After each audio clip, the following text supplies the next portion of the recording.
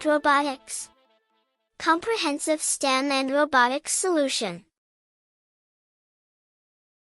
Hello coders, today we are learning three powerful concepts to make your microbit smarter. Events, decisions, and loops.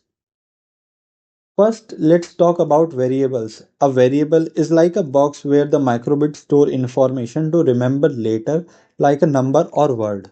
You can imagine it as a box with a label on it. That label is the name of the variable, and inside the box you put something to remember, like a number or word. To create a variable in MakeCode, click on Variables option given in the toolbox. Click on Make a Variable, enter a variable name and press OK. Now here you can see some custom blocks for your variables. An event is something that happens to trigger your code. In MakeCode, events are blocks that starts when something triggers them. For example, pressing a button or shaking the microbit are events.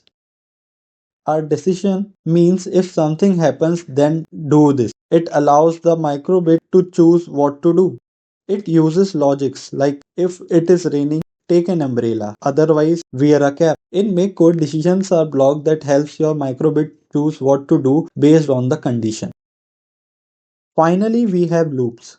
A loop repeats an action again and again until it is stopped. It is just like your daily routine of waking up and brushing your teeth. In MakeCode, we use the forever block to create a loop. This keeps running the block inside it over and over. By combining variables, event, decisions, and loops, you can build truly smart programs. Let's try it out in the next experiment.